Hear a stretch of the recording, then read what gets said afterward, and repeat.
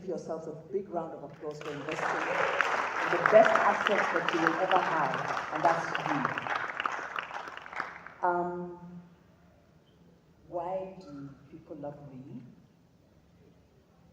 I am centered, and I'm centered deeply spiritually. I am centered because I know who I am. I don't seek approval. I don't need approval. I am authentically myself. And I'm comfortable with myself. So I don't care what you think. It can't define me because I have taken the time to define me. And that's what's important to me. Oh, beautiful. That's beautiful. But you know this now after 35 years of doing business. Some people are here 2 years, 5 years. They are not yet centered. What do you think, you've done to be where you are today? So I haven't always been centered. If I say I've always been centered, it would be a lie. But one thing I have done is you can either design your life intentionally, or your life can be defined and designed for you by default. And because I came from a polygamous background, I've always been very clear in my mind about the kind of life that I wanted to live, and that I wasn't going to live my parents' life. So in terms of my marriage, who I would marry, in terms of how I would raise my children, in terms of the kind of relationship I would have with my husband would be different from what I saw both my parents do. In terms of my financial self-sufficiency was paramount and important to me. So how was I going to go about being financially self-sufficient? So these were things that when my mates were nightclubbing, I was thinking about my life and designing my life in a way that it would work for me and not the other way around. So that's some of the things that I did. And you cannot live this life without understanding that you're a spirit being and understanding who is the person that created you and what is the kind of relationship that you have with your creator. If I am made in the image and likeness of the creator of the heavens and the earth, the seas, and all there is in it, and all that is possible in the world, what it means is that everything and anything that is possible for me. Come on. That's what it means. So if I approach my life with that mindset, dollar can be 3,000, 10,000. I will find a way, because I'm not coming from a position of lack. I'm coming from a mindset of abundance, and a mindset that sees possibilities, a mindset that sees opportunities. That means I can be, I can do, and I can have anything that I choose to have. Thank you. Wow! How do you like the way she speaks? Some of us are like, "Kai, when she learned this Oyibo?" I can imagine some of you think maybe she has PhD or probably a professor, right? Some of you believe at least you have PhD. Don't say at least PhD. Right? At least. Okay. What I do now. You do? Yes, you do. What I do now. You do? Yes. Because most people don't know your story, that you don't have actually a university degree. I don't, but I have a degree. And it's called from the University of Life. Yes.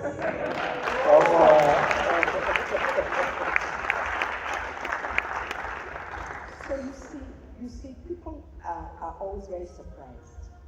Your piece of paper that says you're qualified from university is actually doesn't mean anything in the outside world except that maybe perhaps you're capable of certain things. Yeah. It doesn't define your character. It doesn't really define your capabilities, your ability to act, to make things happen. It's got nothing to do with your degree, but it's got something to do with your mindset. And that's where it begins, that's where it ends. If you cannot build mental capital, that piece of paper is worthless. Full stop. Wow. Mental capital. I hope you're taking note of that. If you cannot build mental capital, your paper is what? Is worthless. Right? Maybe not entirely worthless because of the sleepless nights and what have you. But what I'm saying is it may not move you to the next level. Definitely. So this, I know you shared this story with me about rough and tumble, but I know most of them haven't heard the story. But by the way, it went viral even on my TikTok. Yeah, we had huge views of that clips. Because the issue with my podcast is that on YouTube we don't have that number of views, but the courts, some have 1 million views, yeah, really? Just begin to have those, because we just enjoy those short clips. I think we're in a generation where attention span is, so the shorter ones go farther than the entire full clip. But how did this empire cut off and tumble? How did you get it started? By accident. But the best things happen that way. So, I was a young mother.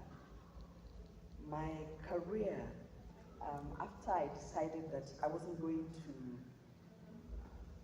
go back to Ahmadu Bello University to complete my law degree, coming from a family of doctors, engineers, lawyers, you can imagine I was the black sheep of the family. Actually, not a very black sheep. But I then decided, or rather, I didn't decide. My mother, God rest her soul, decided that it's okay. Take a year off, discover yourself. There's only one condition. You will get up every day and you report in my workshop and work along with me. My mother was in her workshop from 8 a.m. until about 3. She took a siesta until about 6. She started working at 6 p.m. and didn't finish until 9 p.m. Wow. And that was my routine. That's the woman that raised me. That's how she raised me. And God help you if you are 10 minutes late into the workshop the next morning. You can have the mental crisis. Workshop? Yes, you can have a mental crisis all you like. You can't get away with it. Discipline is the foundation of all success. And so, I went through this whole process of working with my mother, and then I got married and had 3 small children, and I worked with these women who, in hindsight, they introduced me to a world of business that I didn't know. Because I was making clothes for women. Wow. I took my mother's business to another level. Yeah.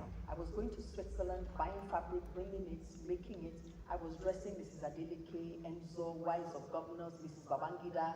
I was 19 years old. Wow. Yeah. I was 19 years old selling one dress for 70,000 naira. Wow. When a car cost, I think, maybe 20,000 naira or 100,000 naira, something like that. So I saw millions at a very young age, but that's another story. So I went through this, and then when I got married and had these children, because of where I was coming from a dysfunctional background where my father was polygamous, I wanted my marriage to work. Because I felt that if my marriage worked, everything else in my life would work. And I didn't want to. I know the pain that I went through. I didn't want my children to go through it. I wanted to create a stable, safe environment for my children. And, well, as God would have it, you're right, it is a distraction. Yeah, it is. Yeah, it really is a distraction. Please, Titi and have you guys spoken? Yeah, they're already on it.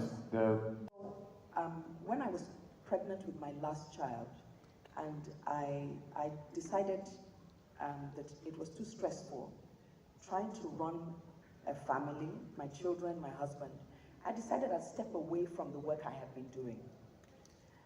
Because one woman came, I think I was about 8.5 months pregnant, and my tummy was out here, my feet were swollen, and she insisted that I must be the person who must attend to her. And I went and I swore I'm going to dump all of them. Whether I had money or not, I didn't even care anymore at that point. and I focused on my family. And in the course of having these 3 small children, not traveling, a young family, what happened? I needed pajamas for my children. And you know, I had this tailor's workshop before. I just called up a couple of my tailors and said, make pajamas for my children, please. Then I told a couple of mothers that I make pajamas for my children. And they said, make me 7 pairs, 1 for every day. Make me 5 pairs, make me 4 pairs, make me 6 pairs. I said, wait a minute, what's going on here? So I decided to do what I didn't know at the time was market research. I went up and down Allen Avenue, went to Balogun, went to Tinubu, went everywhere to see what was actually available for children in the children's clothing industry. And I realized that it was the most unstructured business, industry that existed.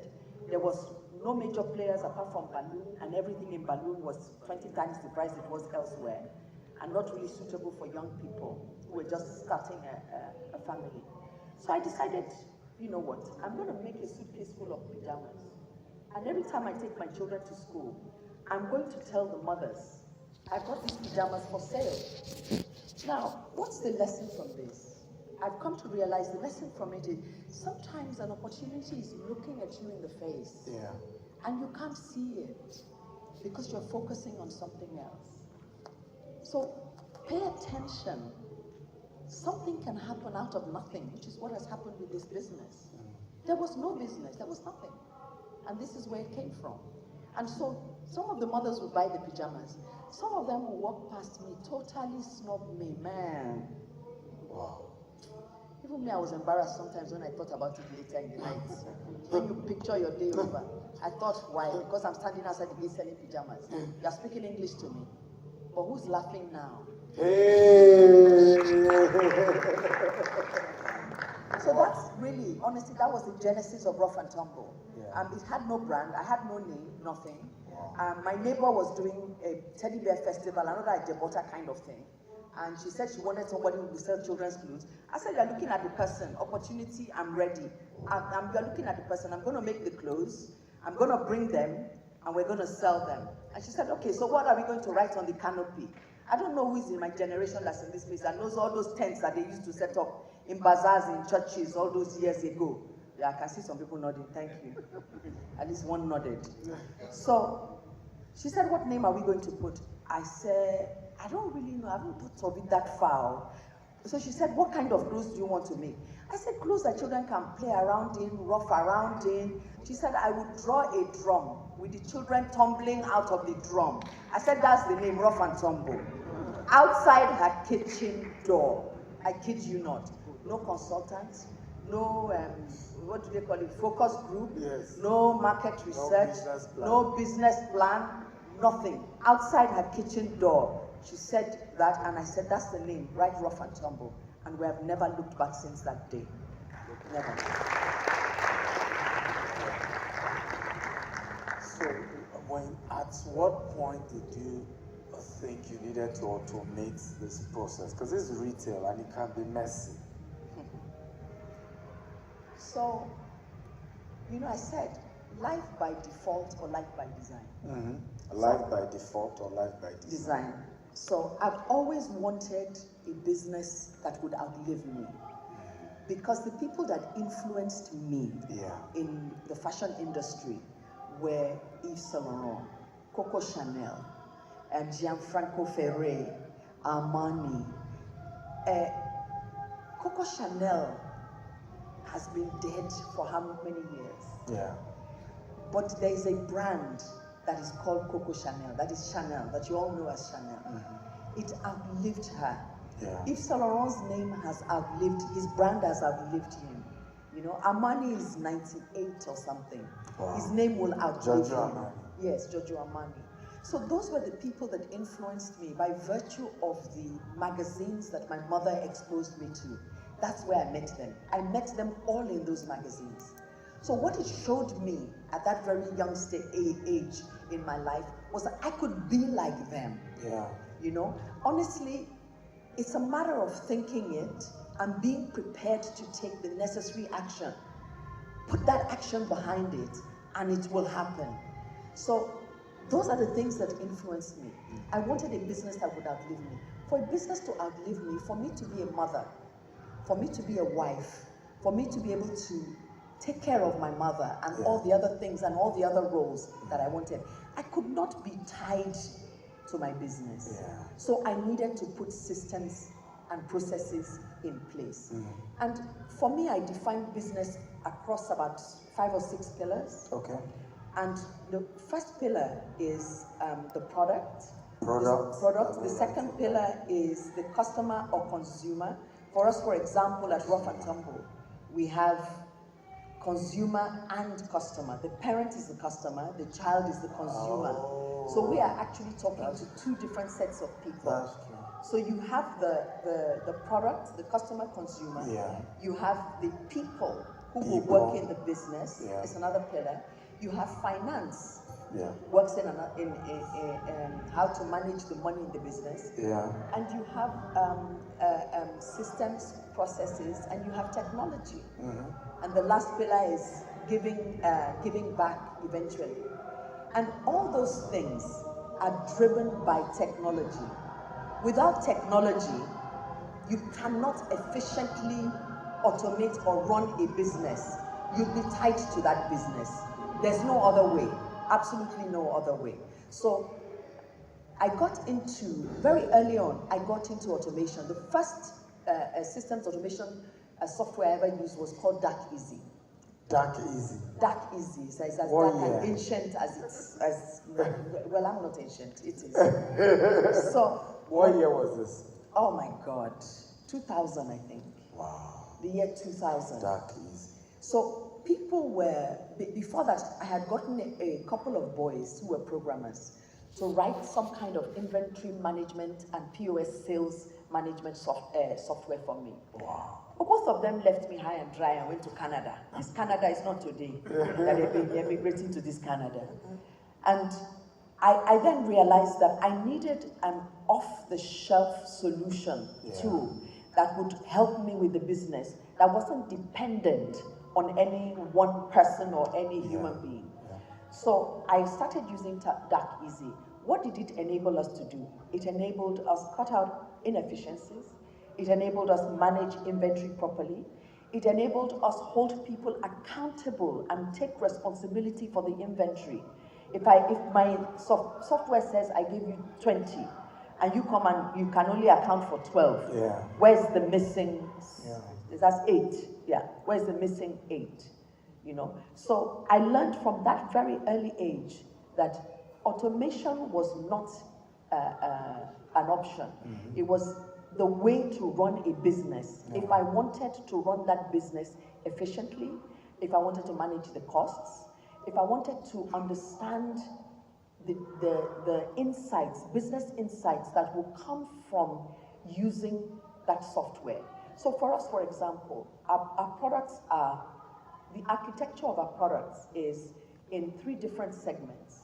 There's baby, there's small boy, and then there's big boy and girl.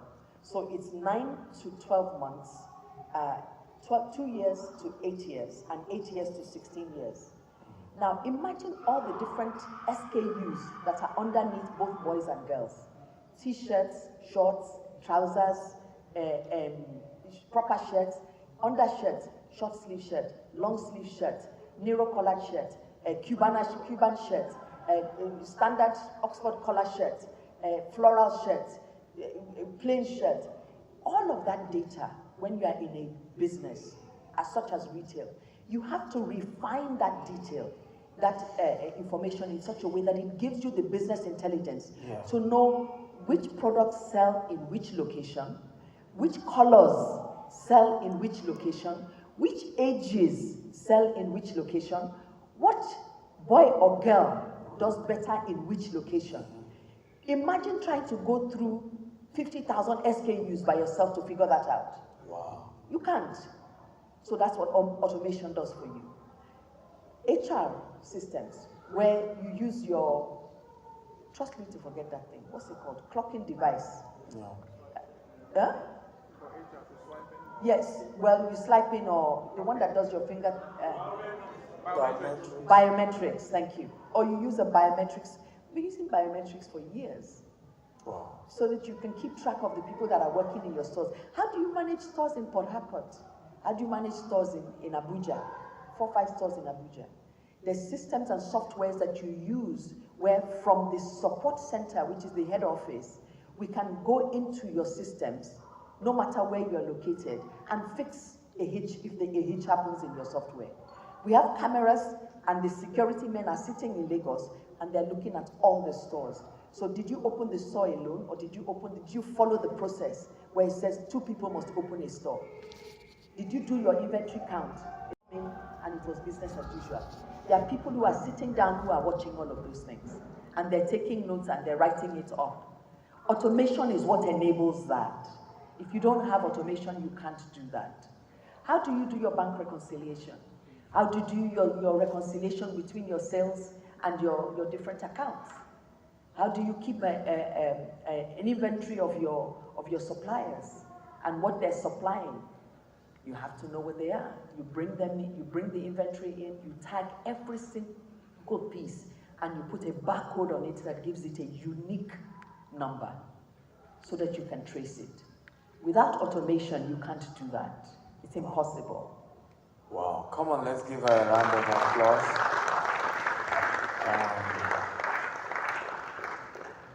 My next question is on succession. When do you start planning succession? When you are grown in your 60s like you are, or do you do it way much earlier? Is it when your business is now 20 years old or 30 years old, or you start from day one? So, I think that is really a fantastic question, but it's one that, in my own experience, has given me more heartache than anything else up until recently. Yeah. So there's 2 types of succession planning.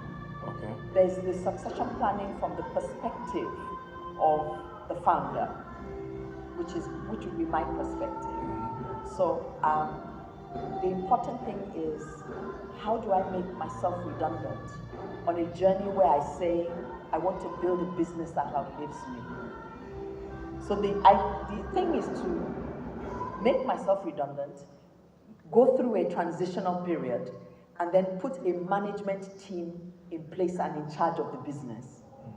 And I think I tried my first attempt at it was when I was 50, and that's a decade and something ago. And it was like I thought I had found the team.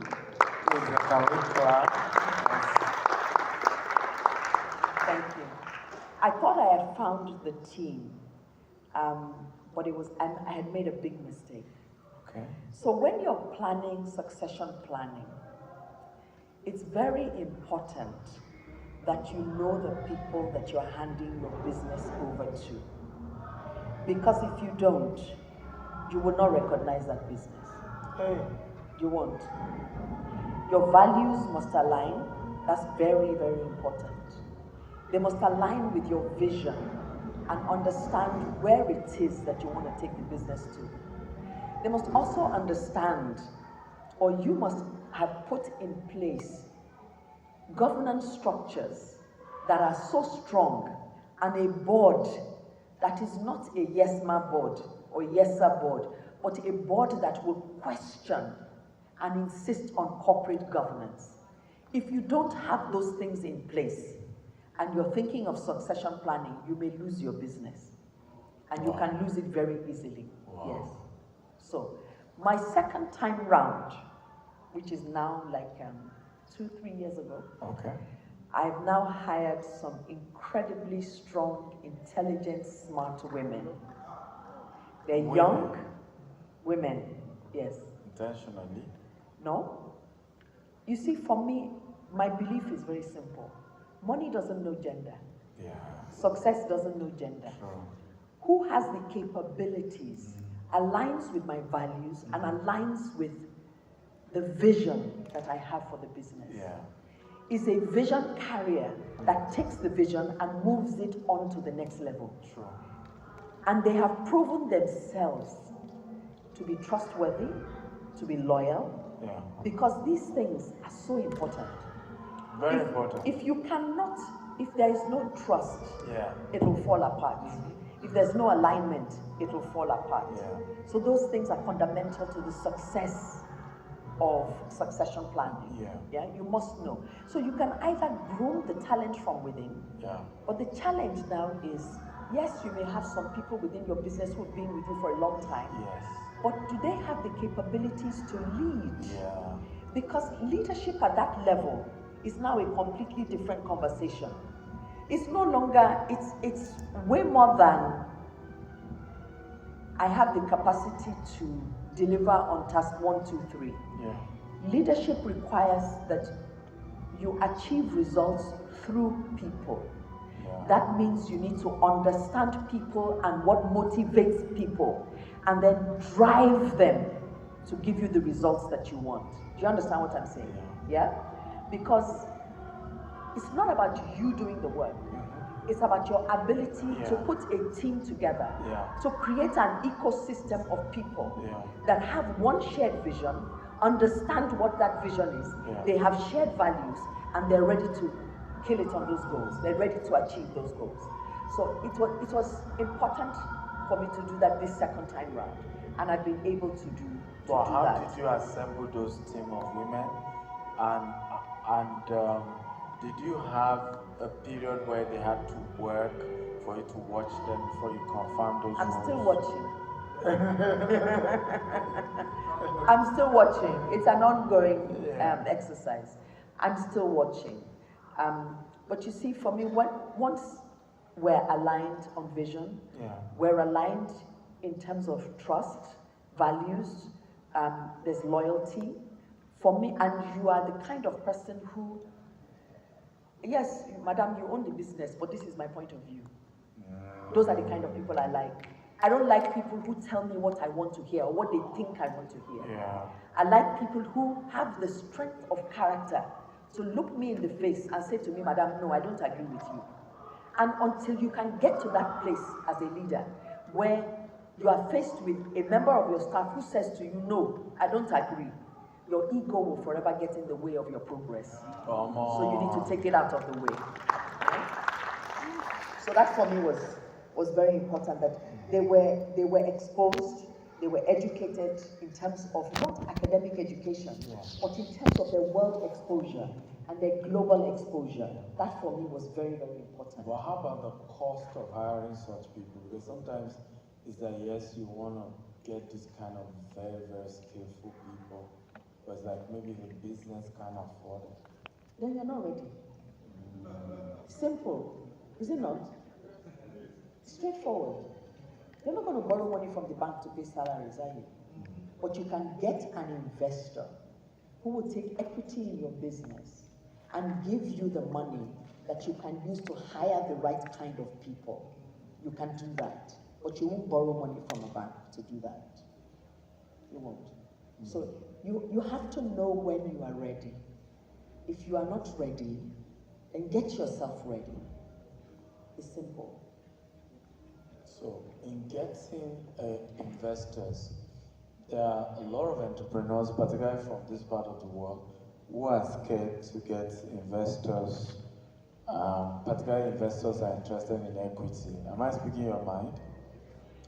People say, if I get all these big people, they'll probably take over my business. So what is your advice in getting people, investors that you give some equity? What should you look out for? At what point should you be considering such? I will speak from my own point of view and my experience. 10 years ago, I had a group of South African investors that wanted to give us $2 million. $2 million at the time, I think, was about 500 million or 700 million. I forget now what it is, you know. And I walked and worked with them for a whole year, getting to know them, getting to understand. Without collecting their money yet? I didn't collect their money. you have to be true to yourself. What do you want? I want a business. I don't want growth for growth's sake. I want a purposeful, purpose-driven business that impacts the society that I live in, that sits as an example to other people of what is possible within the context of my own country. I don't need to take money out of greed or out of a desire to run faster than I can really run at that particular time. So I wanted to get to know them, I wanted to understand them, I wanted to know how it worked. And I visited them in South Africa, they visited me, they came to my house, I had made them dinner. I was looking at character all this time. Because it's very difficult to hide who you really are. You can hide it once, twice, maybe even 3 times. But in the course of a year, over food that is cooked in my house that is super delicious and good quality wine, you're going to drop your guard. You're going to drop your guard. And then I'm going to really know who you are. Wow. And I discovered that they weren't the people I thought they were. Wow. One of them was very impatient. If he's impatient when I've not taken his money, what is he going to do when I take his money? Hey. They're going to tell me to shut up and sit down. So be careful when you're going to take money. It's a good thing if you understand why you are doing it, and you have good legal representation, and you have good financial advisors. It was to bring in Chapel Hill, which is an investment company. I brought them in to sit at some of the meetings. I paid them. 10 years ago, I paid them 1 million naira to sit at 2 meetings. Oh, 1 million per meeting. 1 million to sit at 2 meetings. Okay, so 500,000. 500,000 naira at the time. That's 10 years ago. That's over 10 years ago. So even over 10 years ago. Again, are we hearing the benefit of consultants now? Of good consultants, I might add. Yeah, they're going to be good consultants. Yes. Yeah? Somebody who's never run a business before cannot know my business better than me. Yeah, you can contribute by giving a different perspective that you can either explain to me properly so I understand, or shut up. Sorry. I think everybody heard. Oh, shut up! And listen, so you can learn something. You know, so when they came in, we did 10-year projection of the sales of the company. And we realized that where they said they would take us, if we did all the right things, increased our efficiency, better understood our customer and what the customer needed, increased our logistics, made sure the products got to the stores at the right time during the right seasons, ensured that the product architecture and mix in each location was good, and did something about our sourcing, which is what led me to China. From that 1 year of spending 1 year with them, I then started going to China. And we realized that in less than 3 years, our turnover would be higher than the money they were going to give us. Wow. So it didn't make any sense at the time to go ahead with it, so I didn't. But right now, we're preparing the company to be a beautiful bride for other people who want to invest, potential investors. That's where we are right now. Please, a round of applause. I don't rule it out. So you also leverage on COVID. I mean, I heard you, rumor has it allegedly, that you cashed out during COVID, big time. You want to tell us allegedly. Let's put it like that. Allegedly. Allegedly. No, I made some bold moves. It was a very difficult time. It was a very challenging time. Again, you know, when I started, I was talking about understanding the power that you hold within you spiritually, and how that helps you build mental capital and really build mental resilience. Mental capital. Don't forget that word. Mental capital. So, when COVID happened, may God deliver us from the music in the next room. Can I hear an amen? I just realized actually that if I wasn't here, I was going to do what? I mean, it was confusion. We all know what happened. Utter confusion. But you see, associations, who you belong, the associations you belong to, and the groups of people that you spend time with, honestly, will define your destiny. That's the honest truth. If you hang out with people who are not forward-looking, who are not bold, I mean, when you were saying that skydiving, I'm still going to skydive. I've not done it, but I climbed the tabletop mountain. Wow. Yes, I did. And I'm going to do more things like that. Come on. Yeah. You guys should clap now. What's going on? Maybe people are hungry. Exactly. We'll see guys. Yeah. So, you know, I totally understand that because it all happens here. The Japanese believe that the battle is lost and won in the mind. Yeah.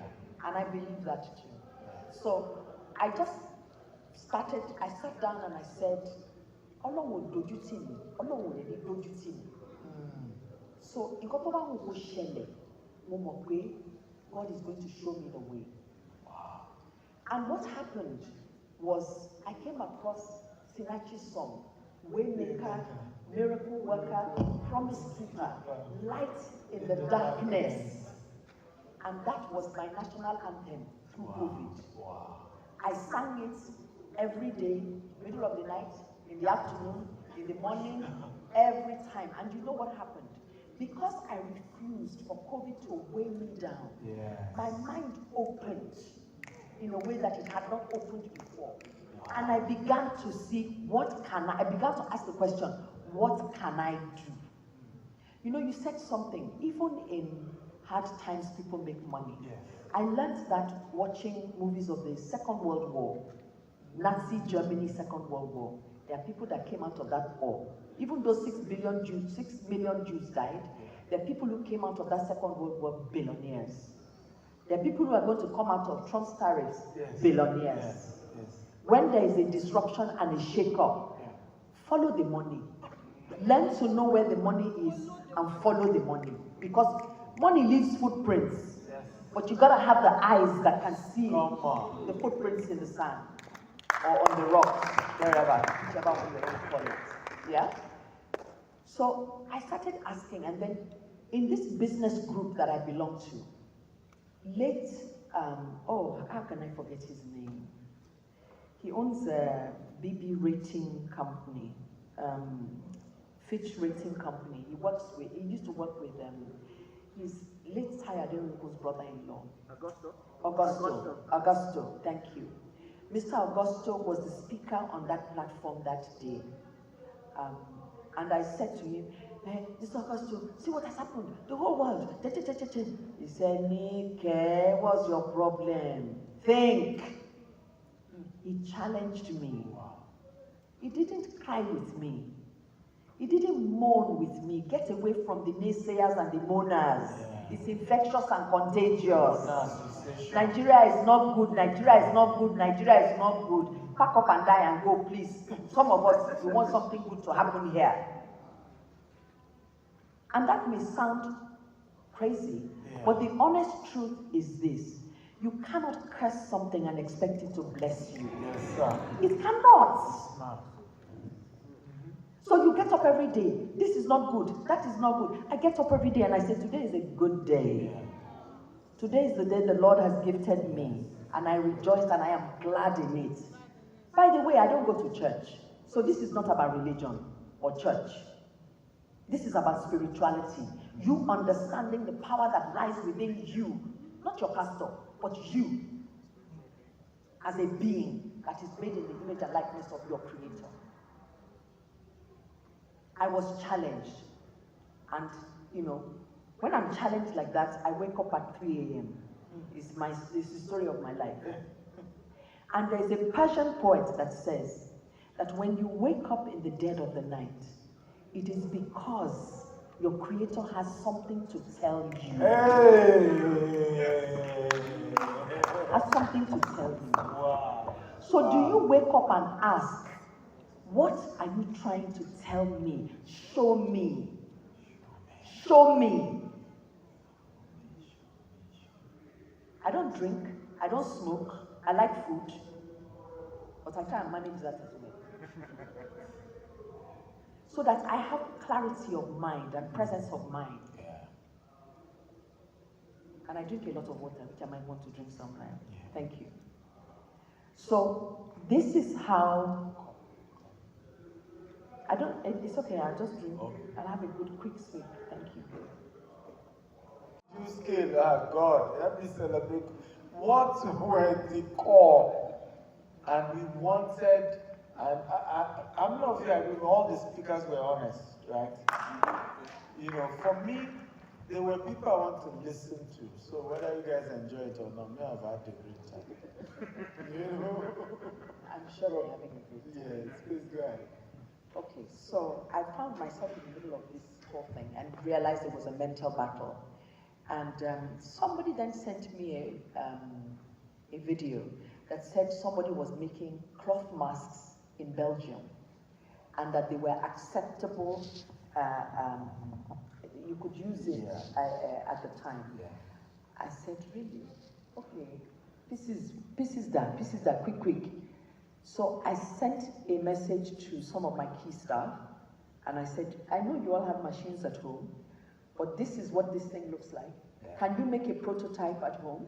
Wow. Send it to me and let's see. This is Lagos, no movement. Yeah. Lagos streets were like dead.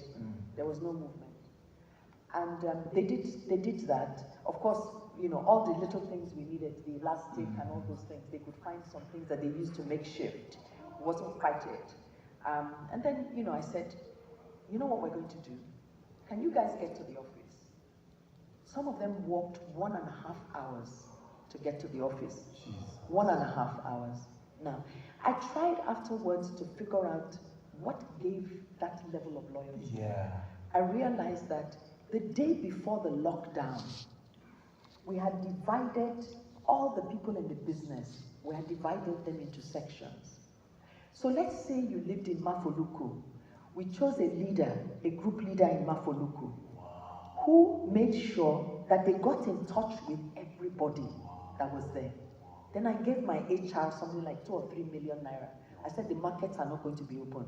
Go and buy beans, rice, gari, oil, sardine, indomie, yam, whatever you can find left in the market. Buy, bring, divide it and give it so the staff at least, if nobody goes out for a couple of days, at least there's some food. I had to believe that that was the reason for the loyalty because I couldn't believe why anybody would work 1.5 hours or 2 hours. And they did. And I'm so grateful that they did. And they came in and we retooled the entire factory. We rearranged it. Again, who are the people that in your network? Are they forward thinking? Are they progressive? Are they successful? Do you want to be like them? If you don't, change your friends before they change you. So I've done all of this. I said, so who's going to buy this thing that I want to produce now? So I called a friend of mine who is a consultant. And I hate typing documents. If you want to kill me, put me in front of a computer. That's what EAs do, not me. Me, I think. That's my job. She said I should go and type it out. I said, okay. I'm not going to do it. Anyway, long and short of it, I found somebody, we typed this whole thing out. I sent it to her. She said, I showed it to Mr. Peterside. Mr. Peterside said, you should make a 1-minute video saying that you can make these masks and telling us the capacity that you have to make these masks in the middle of COVID. Where am I going to find a videographer?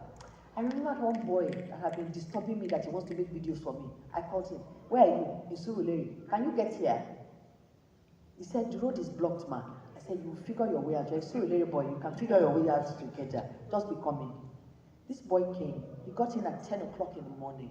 We didn't finish until 10 p.m. that night. At 4 p.m., the video was 1 minute, 40 seconds. I sent it. He said, I said, make a 1 minute video. We started again on this video to try and get the message.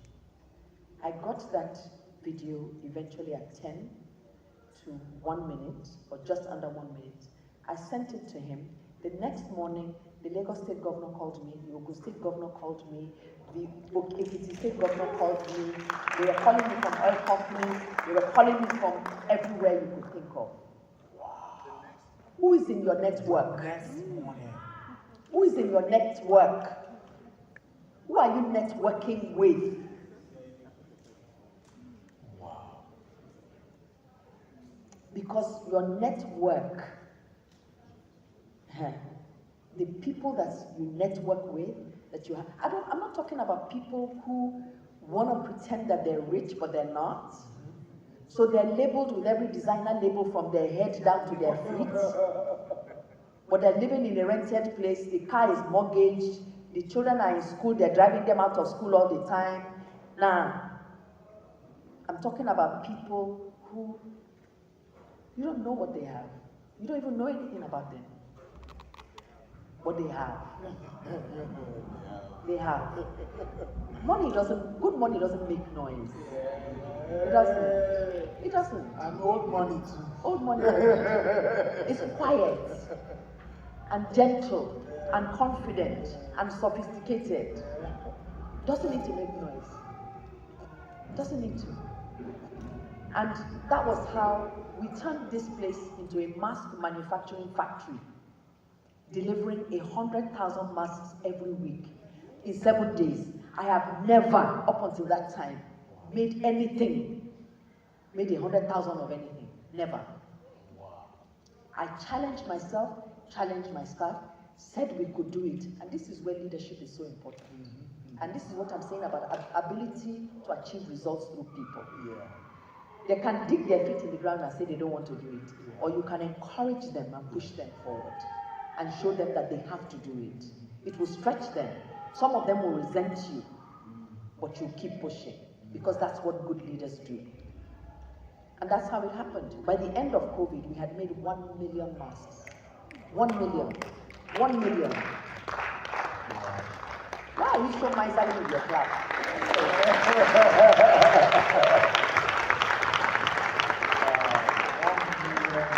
There weren't many people who made 1 million masks, but I ran a night shift. Night shift. I ran a night shift. I went and hired the LSDPC Lagos buses, those old Lagos buses, those big ones, red too. They were picking up tailors from Ota at 5 o'clock in the morning, Jehovah. all the way down into GRA. There was a mama cook that was cooking at the back. So they were eating the kind of food that they would not have eaten In their house. during that COVID. But they were giving me the results. They were giving me the results. So I transported them. That's what we did. We transported them. We gave them food. In fact, I've never seen anybody eat so much eba in my life. And I remember looking at one and telling him that,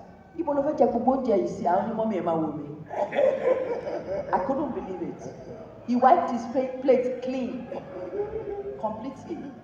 So, what is the lesson? What is possible for you if you believe that it is possible. And so everything begins with self. Nigeria will always happen. Life will always life. But what are you willing to bet on yourself? That as a human being who is in this space and time, made for impact, made for purpose, built for purpose, I will not live here without putting down my mark. Wow. What will you do? How will you do it? And what are you telling yourself? It's key, very important. Come on, guys. Can we give